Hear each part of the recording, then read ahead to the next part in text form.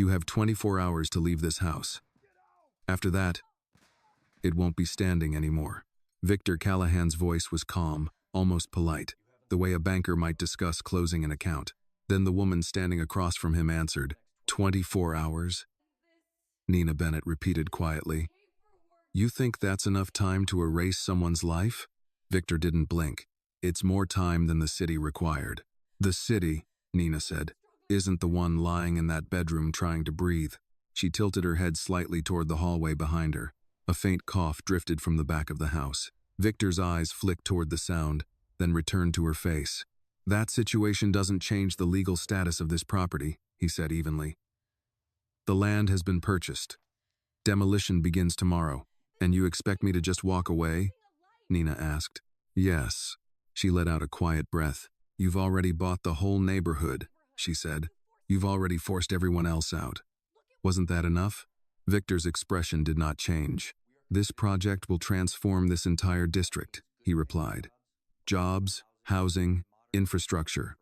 Progress always requires sacrifice. Nina gave a short, tired laugh. Funny how the sacrifice is always someone else's home. Victor glanced around the house. Old furniture, worn wooden floors, a narrow staircase leading upstairs. On the wall hung several family photographs. Nothing about the place was impressive, except that it was still here. Every other house on Dockside Street had been sold weeks ago. Families had taken their checks, packed their belongings, and moved away. Only this one remained. Only Nina Bennett had refused. Victor returned his attention to her. You're being offered 3 times the market value, he said. And that's supposed to mean something to me? Nina replied. It means you can start somewhere better. Nina shook her head slowly. You don't get it. Victor felt the faint stir of impatience rising inside him. Then explain it. For a moment, Nina said nothing.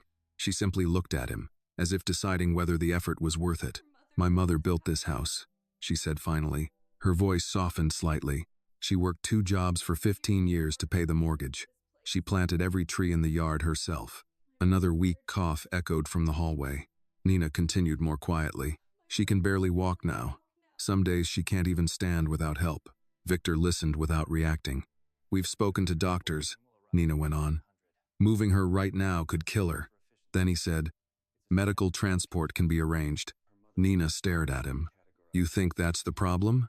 It solves the logistical one. Her jaw tightened. You're talking about my mother like she's a piece of furniture. I'm talking about reality. And reality, Nina replied, is that this is our home. The demolition order has already been signed, Victor said. Construction equipment arrives at 7 tomorrow morning. Nina crossed her arms. Then you'll have to bring them inside. Victor's gaze sharpened. Inside? Yes. She met his eyes without hesitation. Because we're not leaving. Victor studied her for several seconds. Most negotiations followed a familiar pattern. Denial, fear, eventually acceptance. But Nina Bennett was skipping the middle step entirely. You're making this unnecessarily difficult, he said. Maybe it should be difficult, she answered. The investors were already impatient. The permits had taken months to secure. Millions of dollars were waiting for this project to begin, and everything was now delayed by one stubborn house. You think I won't tear this place down? Victor asked quietly. I think you might, Nina replied. Her voice remained calm. But I'm still not abandoning my mother. You're standing in the way of something much bigger than this house, he said. And you're standing in the middle of someone's life, Nina said. Victor exhaled slowly. His patience was gone. He stepped forward slightly. You have 24 hours. No, Nina replied. Victor had not heard that word directed at him in a long time. Something inside him snapped. Before his mind caught up with the impulse, his hand grabbed the nearest chair. He hurled it against the wall. Wood splintered with a sharp crack. The security men behind him shifted uneasily but remained silent. Victor swept his arm across the coffee table. Photographs and glass frames crashed to the floor. Nina flinched, but she didn't scream. Victor flipped the table over. The room filled with the sound of breaking wood and shattering glass. Still, Nina only watched him. Her silence felt heavier than anger. Victor stopped suddenly. The living room was a mess now. Broken furniture, scattered photographs. A family picture lay face up near his shoe. Nina and her mother smiling together in the sunlight. Victor looked at it for a second longer than he intended. Then he turned away. You've been warned, he said coldly. He walked to the door. The Chicago wind rushed in as it opened. Outside, the street looked almost abandoned. Empty houses lined the block like ghosts of the neighborhood that once lived there. Victor stepped into the waiting SUV. The door closed behind him. As the vehicle pulled away, construction machines waited quietly under the gray winter sky. But in Victor's mind, one image refused to disappear. A woman standing in the middle of a ruined living room, unmoving, refusing to leave. Victor leaned back into the leather seat and watched the gray streets of Chicago slide past the window. Dockside had once been a lively working neighborhood. Shipbuilders, mechanics, families who lived within walking distance of the river docks. Now it looked like a ghost town. Most of the houses were empty, their windows boarded up after the buyouts. Faded porches leaned toward cracked sidewalks. The last traces of someone's life still clung to the place in the form of abandoned flower pots and rusted bicycles. Victor had seen neighborhoods disappear before. It was part of progress. At least that was the word investors liked to use. Across from him sat Marcus Hale, the head of Victor's security team. Marcus had worked with Victor for 8 years and had seen plenty of violent confrontations, but even he looked uneasy now. That went worse than expected, Marcus said carefully. Victor didn't answer. Marcus cleared his throat. You want us to move her out tonight? Victor turned his head slowly. Marcus knew what that look meant and quickly clarified. I mean quietly. We could bring a medical team, move the mother somewhere safe. Victor looked out the window again. No, Marcus frowned slightly. The demolition order still stands, Victor continued. 7 in the morning. And if she's still there? Victor didn't answer right away. The SUV turned onto Michigan Avenue, merging into the heavy evening traffic. The Chicago skyline stretched above them in steel and glass, a monument to ambition and money. Victor had spent 15 years climbing to the top of that skyline. People feared him now. Banks listened when he spoke. City officials returned his calls. The riverfront project would cement his power permanently. One house wasn't going to stop that. She'll leave, Victor said at last. Marcus wasn't convinced, but he didn't argue. A few minutes later, the SUV pulled into the underground parking garage of Street Matthew Medical Center. Victor stepped out and adjusted the cuffs of his coat. Hospitals had a strange silence that Victor had never grown comfortable with. Even in busy corridors, the air felt heavy, as if everyone inside the building understood that life and death were negotiating quietly behind every door. Marcus followed him toward the elevators. Doctor called earlier, Marcus said. Your father's condition is stable tonight. Victor nodded. Patrick Callahan had once been the most feared man in Chicago. The founder of everything Victor now controlled, but age had its own rules, and even men like Patrick eventually found themselves lying in hospital beds connected to machines. The elevator doors opened on the 6th floor. Victor walked down the hallway toward the private room at the end. 2 men from his security team stood outside the door. They straightened immediately when they saw him. Evening, boss. Victor nodded and stepped inside.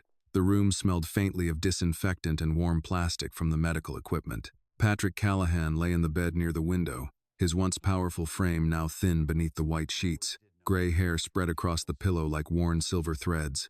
A monitor beside the bed marked the slow rhythm of his heartbeat. Patrick opened his eyes when Victor entered. Well, the old man said, his voice rough but amused. You look like you just lost a fight. Victor pulled a chair beside the bed. Work. Patrick gave a faint smile. Work never made you look like that before. Victor said nothing. For a moment, the only sound in the room was the quiet beeping of the monitor. Patrick studied his son. You're thinking too hard, he said. Victor leaned forward slightly. The dockside project is behind schedule. Patrick chuckled softly. You didn't come here to talk about construction. Victor hesitated. The image of Nina standing in the ruined living room returned again. She refused the offer, Victor said finally. Patrick raised an eyebrow. Refused? One house left on Dockside Street. Patrick's eyes sharpened with interest. And you couldn't convince her? Victor didn't answer. Patrick laughed quietly, which turned into a brief cough. Son, he said once he recovered. I raised you to negotiate better than that. Victor stood and walked toward the window. Outside the hospital glass, Chicago stretched across the night like a sea of lights. She has a sick mother, Victor said. Patrick's voice softened slightly. That complicates things. It doesn't change the contract. No, Patrick agreed. But sometimes life changes the rules. Victor turned back toward the bed. You're saying I should cancel a billion-dollar project because one woman refuses to move? Patrick watched him carefully. I'm saying people are rarely as simple as they look. Victor shook his head. This isn't philosophy. It's business. Patrick seemed about to reply when the door opened and a nurse stepped inside pushing a small cart of medical supplies. She greeted Victor politely and began adjusting equipment beside the bed. While she worked, a stack of medical files slipped from the edge of the cart. One folder slid onto the floor. Victor instinctively bent down and picked it up. The folder had opened slightly. A photograph inside had come loose. Victor glanced at it, then froze. The picture showed a woman in her early 30s with kind eyes and dark hair pulled back behind her ears. Something about the face felt strangely familiar. Victor turned the photo over. The name printed on the document below it read, Margaret Bennett. For a moment, Victor didn't breathe. If that moment surprised you, tell us what you think. Do you believe Victor just uncovered a secret that could change everything? Share your thoughts in the comments and let us know where you're watching from today. If you enjoy powerful stories like this, please like the video and subscribe to the channel so you don't miss the next chapter. Your support helps us keep bringing these stories to life. The name echoed through his mind. Bennett, Dockside Street, the house, the woman in the living room. Victor slowly looked up. Patrick was watching him now, the faint amusement gone from his expression. Where did you get that file? Victor asked quietly. Patrick didn't answer immediately. The old man's gaze drifted toward the photograph in Victor's hand, and in that silence something heavy began to form in the room. Victor felt it before the words were spoken. A secret, something buried in the past, something connected to the house he had just destroyed. Patrick closed his eyes briefly. Then he sighed. Well, the old man said softly, I suppose you were going to find out sooner or later.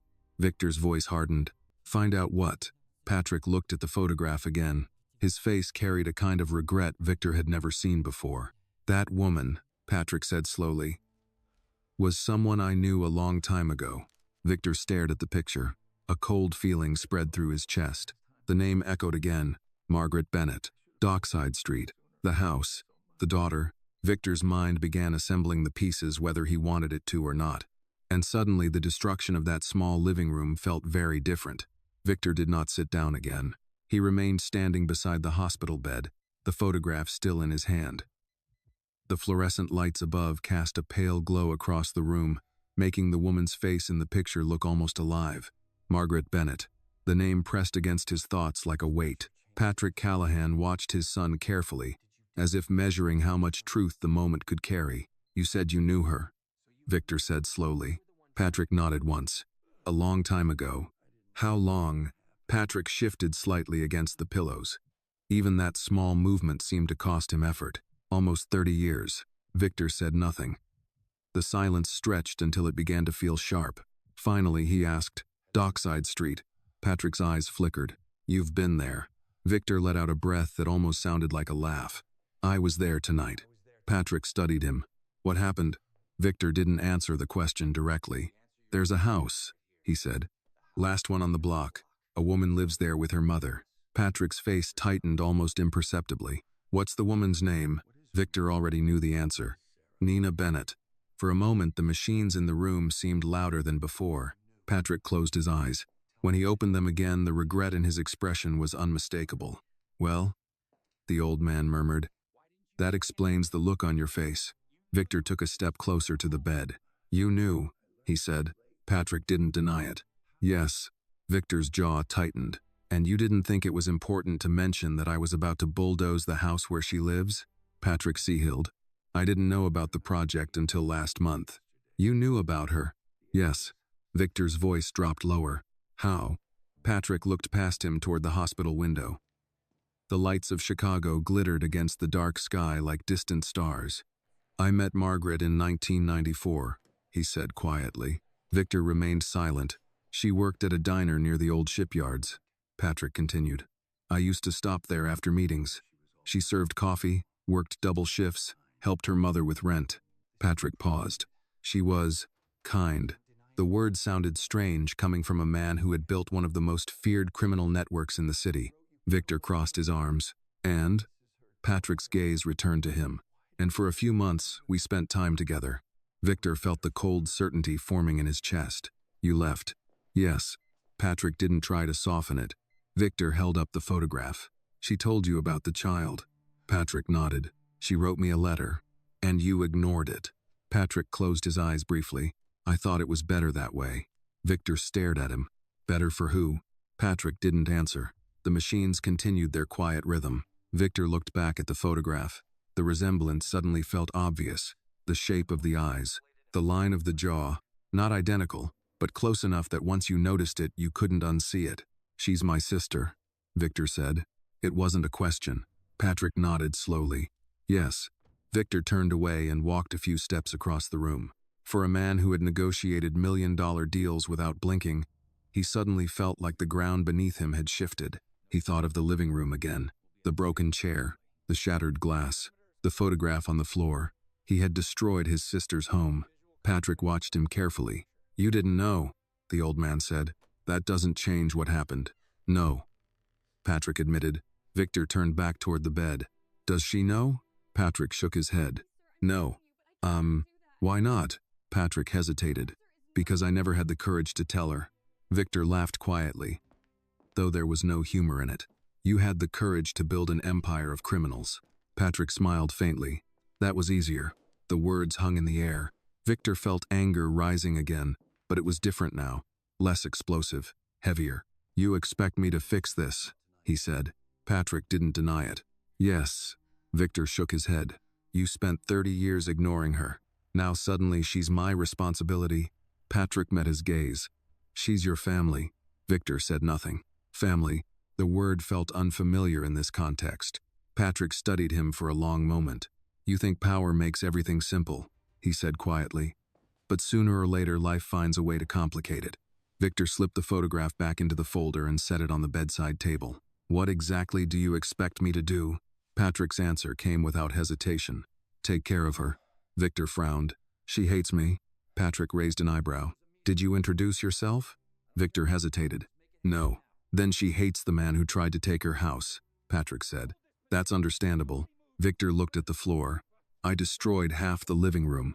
Patrick winced. That complicates things further. Victor exhaled slowly. Outside the window, a police siren wailed briefly somewhere in the distance. Patrick's voice softened. She grew up without a father, he said. Her mother worked herself half to death to raise her. Victor said nothing.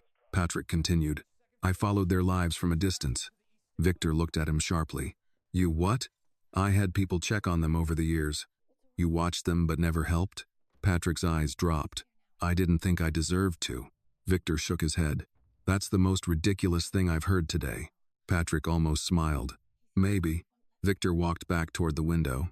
Chicago spread below him like a living map. Millions of people moving through their lives, most of them unaware of the strange intersections of fate happening every day. He thought of Nina again, standing in the middle of the broken room, refusing to leave. She had no idea the man who destroyed her house was also her brother. Patrick's voice came from behind him. Victor, he turned. If something happens to me, Patrick said quietly, don't let her face this world alone. Victor looked at the old man for a long moment. Patrick Callahan had built a kingdom through intimidation and calculation. Yet in that hospital bed he suddenly looked like something else entirely. An aging father trying to correct one last mistake. Victor finally nodded once. I'll handle it. Patrick relaxed slightly. Good. Victor picked up his coat. As he reached the door, Patrick spoke again. Victor, he paused. Try not to destroy any more furniture, Patrick said dryly. Victor allowed himself the faintest hint of a smile. No promises. He stepped into the hallway. Marcus was waiting outside. How is he? Marcus asked. Victor closed the door behind him. He'll survive tonight.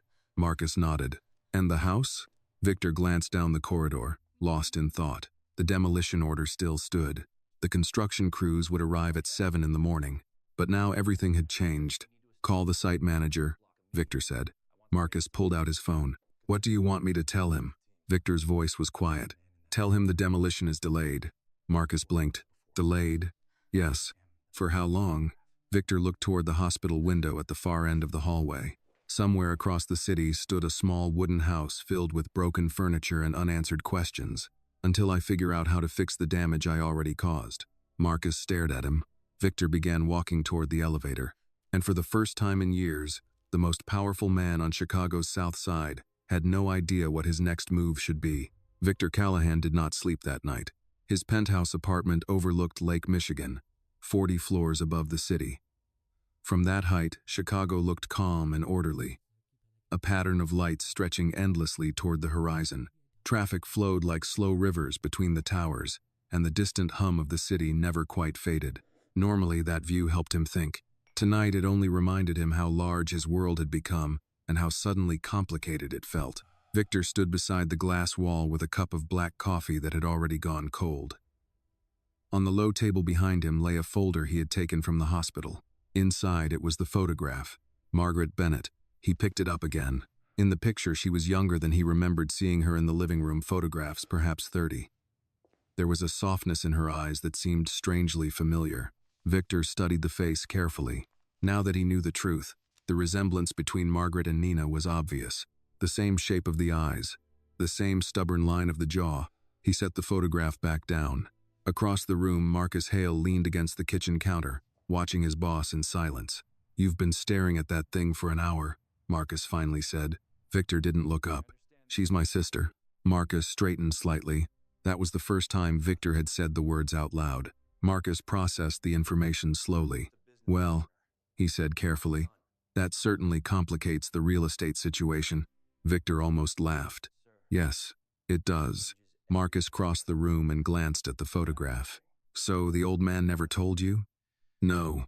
Marcus whistled softly. "That's one hell of a family secret." Victor walked back to the window. "The demolition crew will be calling soon," Marcus added. "They're already preparing the site." Victor nodded. "Delay them another 48 hours. Marcus frowned. "Investors won't like that. They'll survive." Marcus studied Victor's expression. "You planning to tell her?" Victor didn't answer immediately. The truth felt heavier than he expected. "I don't know," he said finally. Marcus rubbed his chin. "Imagine how that conversation goes." Victor glanced at him. "Go on." Marcus shrugged. "Hello, Nina. Remember the guy who smashed your furniture yesterday? Surprise. I'm also your brother." Victor exhaled quietly. "Exactly." Marcus nodded. "Yeah, not the smoothest introduction." Victor picked up his coat. "I'm going back." "To Dockside?" "Yes." Marcus checked his watch. "It's 2 in the morning. I'm aware." Marcus grabbed his keys anyway. "Then I'm driving." The streets of Chicago were almost empty at that hour. The SUV moved quickly through quiet intersections while the cold wind off Lake Michigan pushed scraps of paper across the sidewalks. Dockside Street looked even more deserted than before. Most of the houses sat dark and empty, their boarded windows reflecting the yellow glow of the streetlights. Construction barriers lined both sides of the block like silent guards waiting for morning. Victor stepped out of the SUV. The air smelled faintly of the river and winter. Marcus followed him. "You sure this is a good idea?" Marcus asked. "No." Victor walked toward the Bennett house. One light still burned in the living room window. For a moment, Victor stood on the sidewalk studying the house. From the outside, it looked fragile. Old wood. Narrow porch steps worn down by years of use. A small garden box sat empty beneath the front window. This house had survived decades of Chicago winters, and it had survived the wrecking ball so far. Victor walked up the porch steps slowly. He knocked once. There was no answer. He knocked again. Inside, he heard movement. The door opened a few inches. Nina stood there. Her hair was loose now, falling around her shoulders. Dark circles beneath her eyes suggested she hadn't slept either. For a moment, she just stared at him. Then her expression hardened. "You've got some nerve coming back." Victor didn't try to argue. "You're awake." Nina laughed softly. "You destroyed half my living room." Sleep wasn't exactly part of the evening plan. Victor glanced past her shoulder. The damage looked even worse in the harsh light. Broken glass still covered the floor. The coffee table lay on its side. Several photographs had been stacked carefully on a nearby chair. "You shouldn't be here," Nina said. "I know. Your deadline hasn't passed yet." Victor leaned slightly against the porch railing. "I delayed the demolition." Nina blinked. "You what?" 48 hours. Her suspicion was immediate. "Why?" Victor considered his answer. There were many ways to lie, but something about the quiet street and the tired woman standing in the doorway made lying feel unnecessary. Because I'm trying to fix a mistake. Nina crossed her arms. Which mistake? Victor gestured toward the living room. For starters, that one. She studied him carefully. You break my house, then come back in the middle of the night offering apologies? I didn't say apologies. Good, Nina said. Because I wouldn't accept them. Victor almost smiled. I assumed as much. For a moment, neither of them spoke. The cold wind rustled the loose porch boards. Finally, Nina said, My mother's asleep. Victor nodded. Good. She needs rest. I understand. Nina looked at him with growing confusion. You don't act like the man who walked in here yesterday. Victor glanced down the empty street. That man was angry. And tonight? Tonight, I'm thinking. Nina studied him again. You rich men always think you can solve everything with money. Victor shook his head. Not everything. She leaned against the doorframe. So what now? Victor hesitated. The truth pressed against his chest again. Not yet, he thought. Not like this. Now, he said quietly, I try to make sure you and your mother stay safe. Nina frowned. From what? Victor looked toward the dark end of Dockside Street. Somewhere in the city, Daniel Romano would already be hearing rumors about the delay. And men like Romano never ignored weakness. From problems that haven't arrived yet, Victor said. Nina followed his gaze down the street. You're not making any sense. Victor stepped away from the porch. I will soon. She watched him carefully. Victor? He stopped. Yes? If this is another trick. It isn't. She didn't look convinced. Victor opened the SUV door. Before he got inside, he glanced back at the small house. The porch light cast a soft glow around Nina's figure. For the first time since learning the truth, the word formed clearly in his mind. Sister. Victor closed the car door. As the SUV pulled away, Marcus glanced at him through the rearview mirror. Well? Victor leaned back in his seat. She's tougher than I expected. Marcus chuckled. Runs in the family. Victor looked out the window. Somewhere ahead. The coming days were already beginning to shift the balance of power in the city. Because protecting Nina Bennett would not only challenge Victor's patience, it would attract the attention of every enemy he had. And one man in particular was already watching. Daniel Romano. Daniel Romano liked to know everything that happened in his city. Not because curiosity made him powerful, because information did. From the top floor of an aging brick warehouse near the Chicago River, Romano watched the early morning fog drift between the buildings, while one of his men spoke quietly across the desk. The demolition didn't happen. Romano didn't react right away. He continued pouring espresso from a small silver pot into a narrow cup. The room smelled strongly of coffee and old wood, the way many places on the riverfront did. Romano was 48 years old, with iron-gray hair and a face that looked permanently carved into suspicion. A thin scar ran along his jaw, a reminder of a knife fight he had survived 20 years earlier. He finally looked up. Say that again. The demolition crew never started, the man repeated. Callahan delayed the order. Romano lifted the cup slowly. That project's worth nearly $1 billion. Yes. And he stopped it. Yes. Romano took a small sip of espresso. Why? The man shifted uncomfortably. We're still working on that. Romano set the cup down. I don't like mysteries, he said calmly. The man nodded quickly. We have eyes on the house. Romano leaned back in his chair. Which house? The last one on Dockside Street. Romano's expression sharpened. That old place? Yes. Romano tapped a finger against the desk. Dockside Street had been a dead neighborhood for years. When Callahan bought the entire block for his riverfront development, Romano hadn't paid much attention. Real estate was not his focus. But a billionaire construction project suddenly stopping for one house? That was interesting. Who lives there? Romano asked. A woman. Nina Bennett. Romano repeated the name slowly. And Callahan cares about this woman? It looks that way. Romano smiled faintly. Everyone cares about something. He stood and walked to the large window overlooking the river. Barges moved slowly through the morning mist, engines rumbling like distant thunder. Tell me everything, Romano said. The man opened a small notebook. She's 29, works part-time at a pharmacy on Halsted Street, lives with her mother. No criminal record, no known connections. Romano listened quietly, and Callahan visited the house personally? Twice. Romano's smile widened slightly. Interesting. He turned back toward the desk. The great Victor Callahan delays a $1 billion project for a sick woman and a wooden house. The man hesitated. There's more. Romano waited. Our surveillance saw Callahan return there last night. At night? Yes. Alone? With one bodyguard. Romano laughed softly. Well now, he walked back to the desk and sat down. Looks like our friend Victor finally has a weakness. Across the city, the Bennett house was quiet. Morning sunlight slipped through the broken blinds and spread across the damaged living room floor. Nina Bennett stood near the kitchen sink washing 2 coffee mugs while trying not to step on the shards of glass scattered across the room. She had already cleaned most of the broken furniture, but some of the damage remained. The overturned table still leaned against the wall.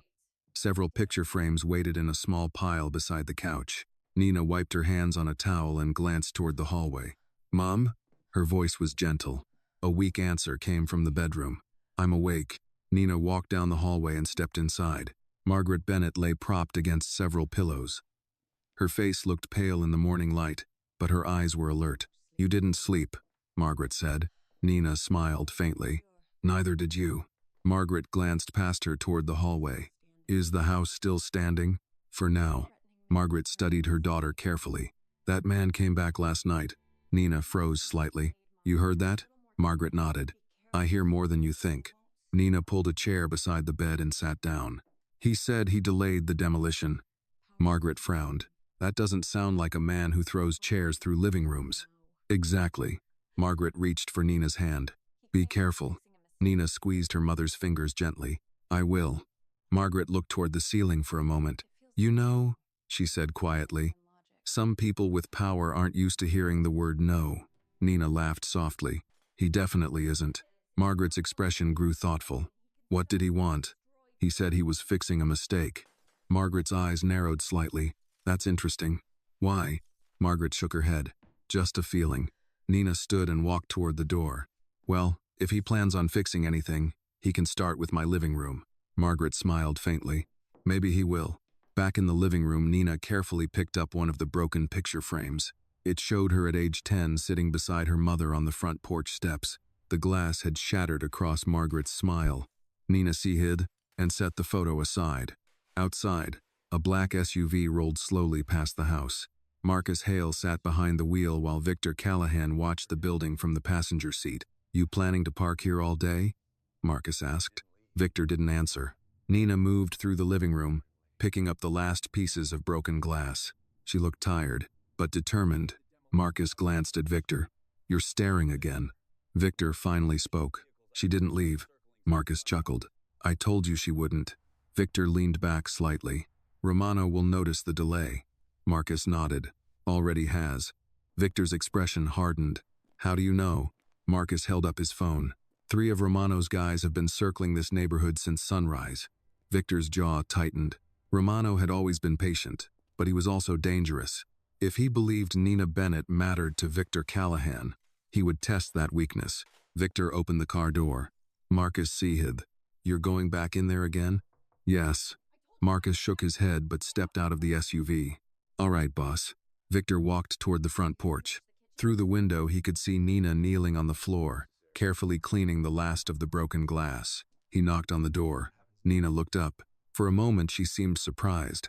Then she stood and opened it. "You again." Victor glanced behind him at the quiet street. "Yes." Nina leaned against the doorframe. "You planning to smash the kitchen today?" Victor almost smiled. "No." "Good." She folded her arms. "So what now?" Victor hesitated. Across the street, one of Romano's surveillance cars slowly turned the corner. Victor saw it, and understood immediately what it meant. Trouble had already started moving toward this house. Nina followed his gaze. "What are you looking at?" Victor met her eyes. "The reason I delayed the demolition." Nina frowned. "I still don't understand." Victor stepped closer to the doorway. "You will." Victor Callahan stepped inside the house without waiting to be invited. Nina watched him cautiously as he crossed the damaged living room. The morning sunlight revealed everything that had happened the day before. Broken furniture stacked against the wall, scratches across the floor, the pile of shattered glass she had not yet finished sweeping. Victor noticed it all. He said nothing. Behind him, Marcus remained outside on the porch, pretending to study his phone while quietly scanning the street. Nina closed the door. "You're making a habit of walking into my house," she said. Victor glanced toward the window. "Do you always leave the door unlocked?" Nina frowned. In this neighborhood? Yes. Victor shook his head slightly. That needs to change. Why? Victor turned toward her. Because people are watching this house. Nina's expression shifted from irritation to confusion. What people? Victor walked to the window and lifted the edge of the curtain just enough to look outside. Across the street, a dark sedan sat parked near the corner. The driver appeared to be reading a newspaper. Victor recognized the man instantly. Romano's people were never subtle. He let the curtain fall. Do you know a man named Daniel Romano? Victor asked. Nina shook her head. Should I? He runs operations on the east side of the river. That doesn't answer my question. Victor looked at her. He's dangerous. Nina crossed her arms. And what does that have to do with me? Victor hesitated. Everything. But he couldn't say that yet. You're connected to me now, he said instead. Nina laughed in disbelief. No, I'm not. You are. Because you decided to tear down my house? Victor didn't respond. Nina studied him carefully. Look, she said, her voice calmer now. I don't understand your world. I don't want to understand it. My life is here. She gestured around the living room.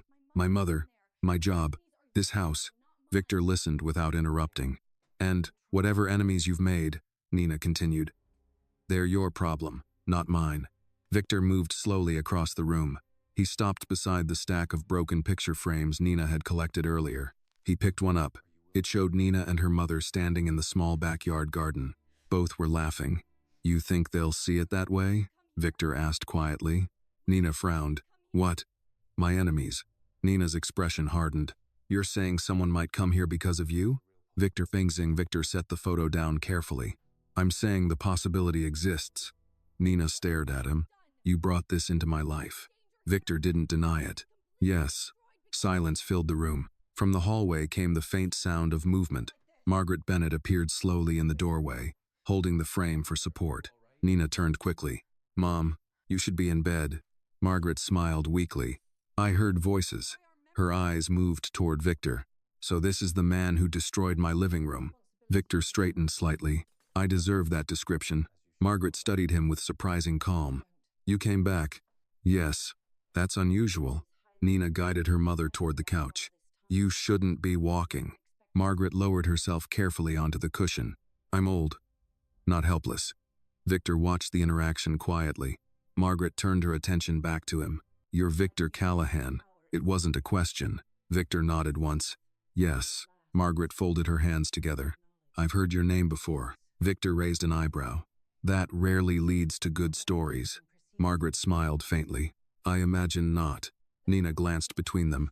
Mom, he says people are watching the house. Margaret looked at Victor again. And are they? Victor didn't bother lying. Yes. Margaret's expression didn't change. Well, she said calmly. That sounds like a problem you should solve.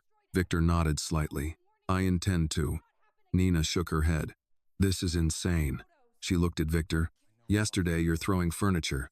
Today you're warning us about criminals. Victor glanced around the room again. Yesterday I was angry. And today? Today I'm responsible. Nina stared at him. For what? Victor met her eyes. For what happens next? Outside, Marcus suddenly tapped on the window. Victor turned quickly. Marcus gestured toward the street. Victor stepped outside. What is it? He asked quietly. Marcus nodded toward the parked sedan. It's them. Victor followed his gaze. The man with the newspaper was now speaking into a phone. Marcus lowered his voice.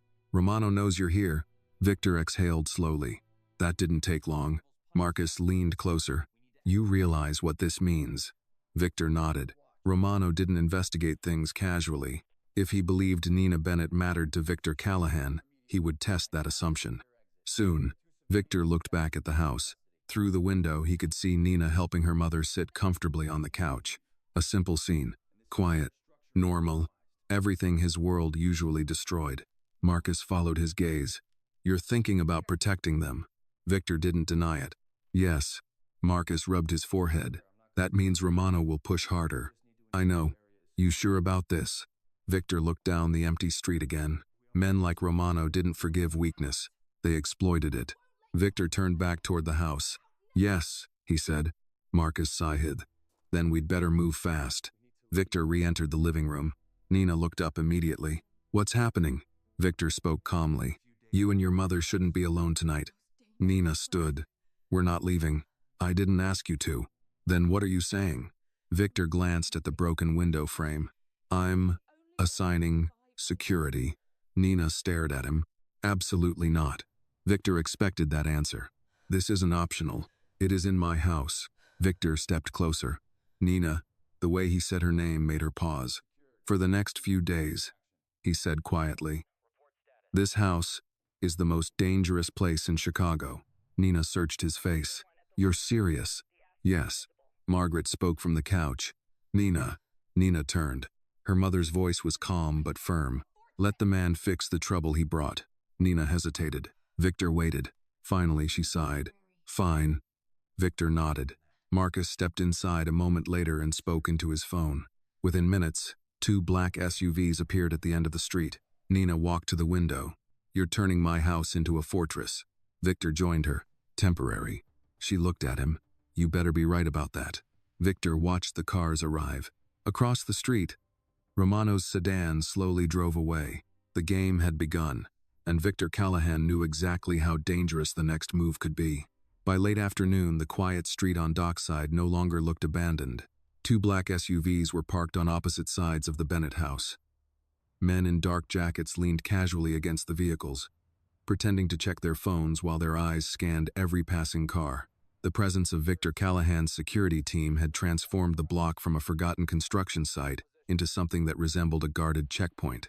Inside the house, Nina Bennett stood at the kitchen counter, staring at the unfamiliar activity through the window. This is ridiculous, she muttered. Behind her, Margaret Bennett sat in a chair wrapped in a wool blanket. A cup of tea rested carefully between her hands. Margaret watched the street with mild curiosity. It's not every day we have a security detail, she said. Nina turned around. Mom, this isn't funny. I didn't say it was. Nina ran a hand through her hair. Yesterday our biggest problem was losing the house. Now apparently we're in the middle of some crime war. Margaret lifted the tea slowly. Life does have a strange sense of humor. Nina sighed and leaned against the counter. In the living room, Victor Callahan stood near the window speaking quietly on the phone. Yes, he said. I know the delay costs money. He listened for a moment, his expression calm but firm. I'll handle the investors. Another pause. No, the project isn't canceled. It's postponed. Victor ended the call and slipped the phone into his pocket. He turned and saw Nina watching him from the kitchen doorway. Your business partners don't sound happy, she said. They rarely are. You just delayed a billion-dollar project. Victor shrugged slightly. It's not the first time I've made expensive decisions. Nina folded her arms. Because of this house? Yes. Why? Victor hesitated. The truth sat quietly behind his thoughts like a locked door. Not yet, he reminded himself. You asked me that already, he said, and you still haven't answered it. Victor stepped toward the kitchen. Some problems require time. Nina raised an eyebrow. That sounds like a politician. Victor almost smiled. I assure you I'm not that dishonest. Margaret chuckled softly from her chair. Victor glanced at her. You should be resting, he said. Margaret waved dismissively. If I spend any more time lying down, I'll forget how to walk. Victor looked at the cup in her hands. Did you take your medication today? Nina blinked in surprise. You know about that? I asked the pharmacy this morning. Nina frowned. You what? I paid for the prescription refill. Nina's expression hardened immediately. No. Victor remained calm. Yes. I don't accept charity. It wasn't charity.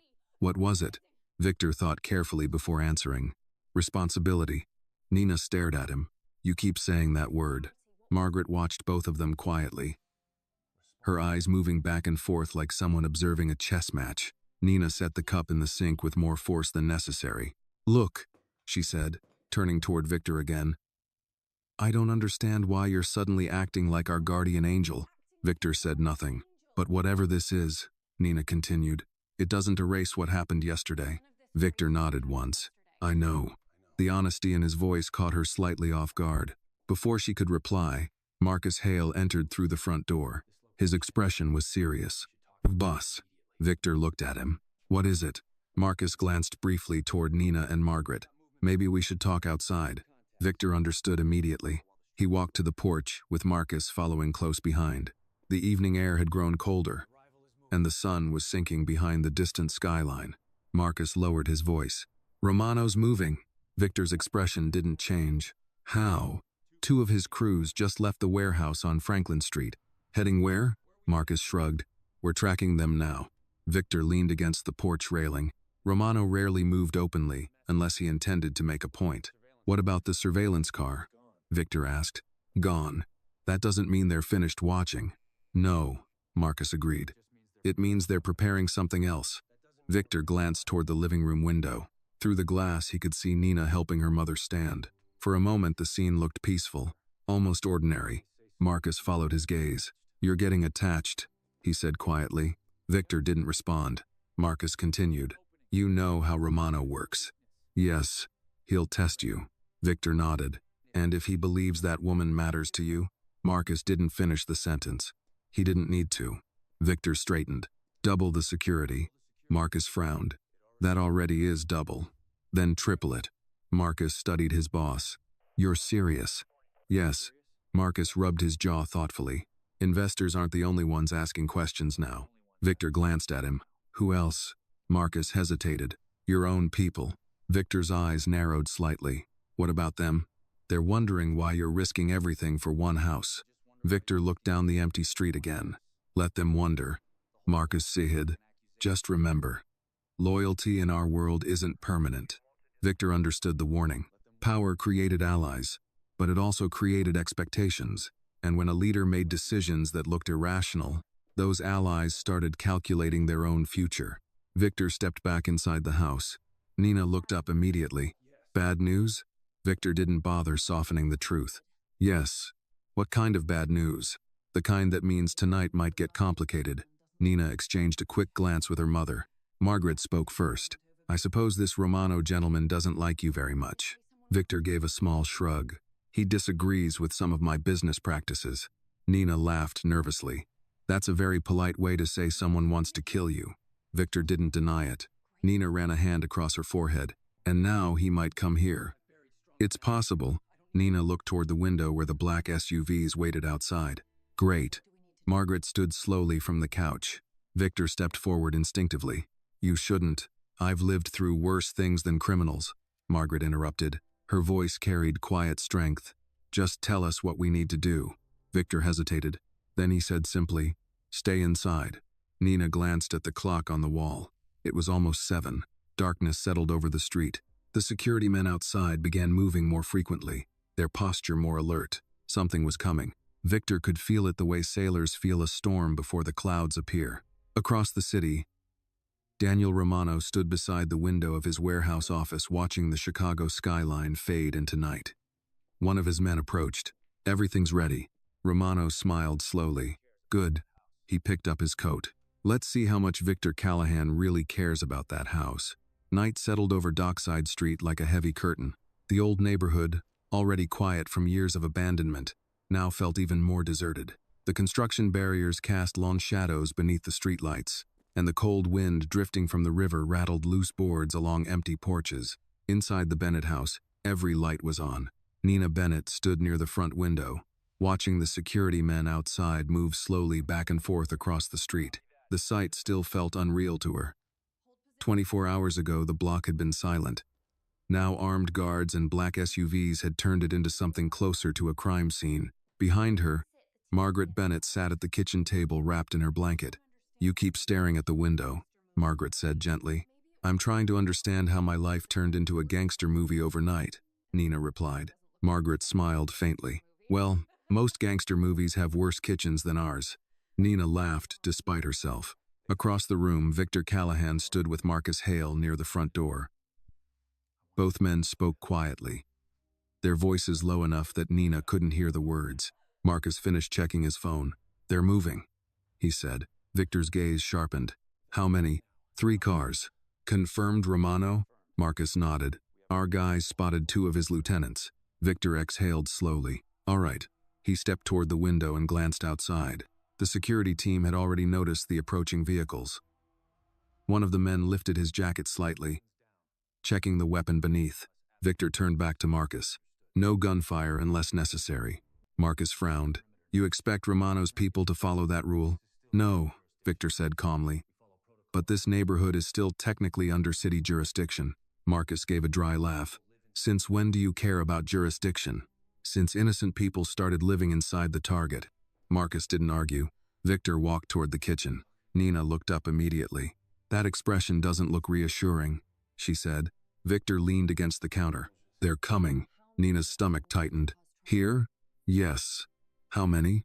Enough to cause problems. Margaret sipped her tea calmly. Well, that settles the evening entertainment. Nina stared at her mother. How are you this calm? Margaret shrugged. When you live long enough, you learn panic doesn't help. Victor almost smiled. Outside, the low rumble of engines approached. Headlights appeared at the far end of the street. 3 dark vehicles turned onto dockside and rolled slowly toward the Bennett house. Marcus stepped to the door and opened it halfway. Victor followed him onto the porch. The security men straightened immediately. Across the street, the vehicles stopped. For a moment, nothing happened. Then the front passenger door opened. Daniel Romano stepped out. He wore a long, dark coat, his silver hair reflecting the streetlight. Even from across the road, his presence carried a quiet authority. Romano looked around the street with interest. Well, he called out calmly. This is unexpected. Victor remained on the porch. You should have called. Romano smiled. That would ruin the surprise. He crossed the street slowly while his men remained near the vehicles. Victor stepped down from the porch to meet him halfway. The 2 men stopped several feet apart. Neither shook hands. Romano glanced toward the house. So this is the famous property. Victor's voice stayed even. It's private. Romano chuckled. Everything is private until someone richer buys it. He looked back at Victor. You delayed your project. Yes. Romano tilted his head. That's not like you. Victor didn't answer. Romano studied his face carefully. Rumors travel quickly in this city, he continued. People are curious why Victor Callahan suddenly cares about an old wooden house. Victor crossed his arms. People should mind their own business. Romano laughed softly. In our business, curiosity is survival. He glanced again toward the porch where Marcus stood watching. You brought quite a welcoming committee. Victor's tone hardened slightly. I wasn't expecting polite conversation. Romano spread his hands. You wound me. Then his voice cooled. Relax, Victor. I didn't come here to start a war. Victor didn't believe him for a second. Romano stepped closer. But I did come to ask a question. Victor waited. Romano lowered his voice slightly. Why this house? Victor remained silent. Romano's eyes narrowed. You're risking $1 billion project. Still no answer. Romano seethed. You know what that tells me? Victor met his gaze. That you're making assumptions. Romano smiled thinly. No. It tells me the house matters. He leaned closer, and when something matters to Victor Callahan, it becomes valuable to everyone else. Victor's jaw tightened. This conversation is over. Romano stepped back. Already? Yes. Romano studied him for another moment. Then he shrugged. Very well. He turned and walked slowly back toward his car. Before getting inside, he looked over his shoulder. Take care of your little house, Victor. His smile returned. Chicago can be dangerous. The car doors closed. Within seconds, the 3 vehicles disappeared down the street. Silence returned to dockside. Marcus stepped off the porch. Well, that was friendly. Victor kept watching the empty road. No, he was measuring you. I know. Marcus folded his arms. And what did he learn? Victor finally looked back toward the house. Inside the kitchen, Nina stood near the window, watching everything with anxious eyes while Margaret sat quietly at the table. Victor's expression hardened slightly. That he asked the wrong question. Marcus raised an eyebrow. What do you mean? Victor turned toward the door. Romano thinks this house is leverage. Marcus followed his gaze. But it's not? Victor stepped back onto the porch. No. He paused. It's something much worse. Marcus frowned. What's worse than leverage? Victor looked through the window at Nina. Family. Inside the house, Nina stepped away from the window as Victor returned. Well? She asked. Victor closed the door behind him. For tonight, it's over. Nina exhaled. Good. Margaret studied Victor carefully. That man outside? She said. He looked like someone who doesn't give up easily. Victor nodded. He doesn't. Nina crossed her arms. So what happens next? Victor didn't answer immediately, because he already knew. Romano had only begun testing the situation, and sooner or later, the truth about Nina would change everything. Morning came slowly to Dockside Street. For the first time in several days, the neighborhood looked quiet again. The security vehicles remained parked along the curb, but the tension that had filled the air the night before seemed to have loosened slightly with the arrival of daylight. Inside the Bennett house, Nina Bennett stood by the kitchen window watching the sunrise reflect off the distant Chicago skyline. The city looked peaceful from here, as if nothing dangerous had happened during the night. Behind her, Margaret Bennett sat at the table with a small bowl of oatmeal. "You didn't sleep," Margaret said gently. Nina shrugged. "I slept a little." Margaret gave her a knowing look. "You paced the living room for 2 hours." Nina smiled faintly. "I didn't want to wake you." Margaret lifted a spoonful of oatmeal. "My dear, last night we had armed men outside the house and a mafia boss in the kitchen. Sleep was already a lost cause." Nina leaned against the counter. "You're handling all of this better than I am." Margaret shrugged. "When life surprises you enough times, you learn to accept strange mornings." The front door opened quietly. Victor Callahan stepped inside. He looked more tired than usual. His dark coat draped over one arm as if he had not bothered to change clothes since the previous night. Nina crossed her arms. "You're becoming a permanent resident." Victor glanced toward the kitchen. "Good morning." Margaret nodded politely. "Mr. Callahan." Victor stepped closer to the table. "How are you feeling today?" Margaret smiled slightly. "I'm still alive, which is usually a good sign." Victor pulled out a chair and sat down across from her. "That's encouraging." Nina watched the exchange with growing curiosity. "You two are awfully polite considering everything that's happened." Victor looked at her. "I was raised to respect mothers." Margaret chuckled. "Your mother must have done something right." Victor's expression softened for a moment. "She tried." Silence settled briefly between them. Then Nina leaned forward. "All right," she said. "Enough mysterious conversations." Victor looked at her. "You deserve an explanation." Finally, Victor folded his hands together on the table. What he was about to say would change everything, but the longer he waited, the worse it would become. "Nina," he said quietly, "the reason I delayed the demolition isn't just because of the damage I caused." Nina frowned. "Then why?" Victor glanced briefly at Margaret. Margaret's eyes were calm but curious. Victor returned his attention to Nina. "Because this house belongs to my family." Nina blinked. "That doesn't make any sense." Victor took a slow breath. "Your mother and my father knew each other a long time ago." Margaret's spoon stopped halfway to her mouth. Victor continued carefully. "Before I was born, my father had a relationship with a woman named Margaret Bennett." The room became very quiet. Nina looked at her mother. Margaret lowered the spoon slowly. "Yes," she said softly. Nina stared at her. "You never told me that." Margaret Seahilled. "Some parts of life are complicated." Victor spoke again. "That relationship resulted in a child." Nina felt her chest tighten. "Wait." She looked back at Victor. "You're not saying—" Victor met her eyes. "Yes." The word landed heavily in the room. "You and I share the same father." Nina stared at him as if the world had tilted sideways. For several seconds she said nothing. Then she laughed once in disbelief. "That's impossible." Victor didn't respond. Nina looked at her mother again. "Mom?" Margaret's expression was filled with quiet regret. "It's true." Nina pushed her chair back. "No. No." She stood abruptly and paced across the room. "This has to be some kind of joke." Victor remained seated. "I wish it were." Nina turned toward him.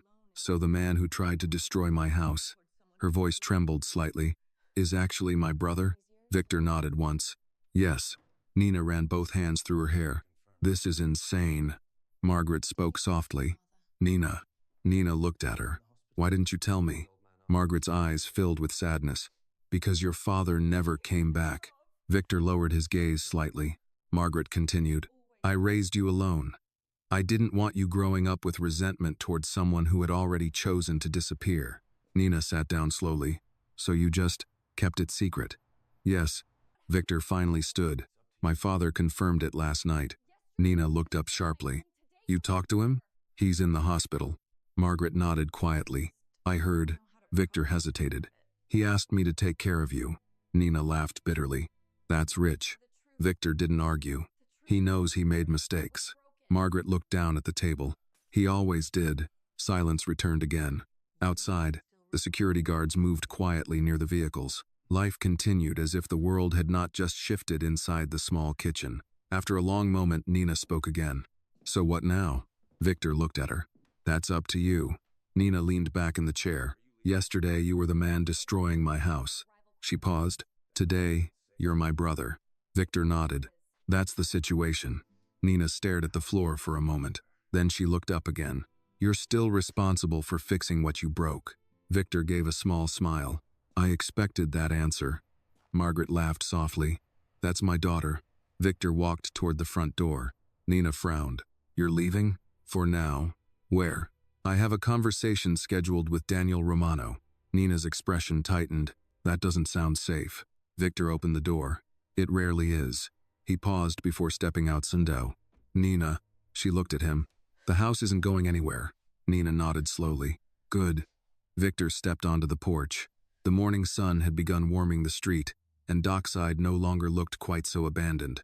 Behind him, the small house stood exactly where it had always been. For years, Victor Callahan had built towers, businesses, and power across Chicago. But this modest wooden house had done something none of those things ever had. It had changed the course of his life, and for the first time in many years, the future he saw ahead of him wasn't built on conquest. It was built on family. This story reminds us that power and success mean very little if we forget the people connected to our lives. Sometimes the greatest battles are not fought in business or in the streets, but within our own hearts. Victor believed he controlled everything through money and authority. Yet one small house and one unexpected truth forced him to face responsibility, family, and the consequences of his actions. The lesson is simple but powerful. Life has a way of bringing people together in ways we never expect, and true strength is not shown by domination, but by the courage to admit mistakes and protect those who share our blood and humanity. This video is a work of fiction created with the assistance of artificial intelligence. All characters, events, and situations are not real and do not represent any actual people or true stories. The content is intended for storytelling and emotional illustration only.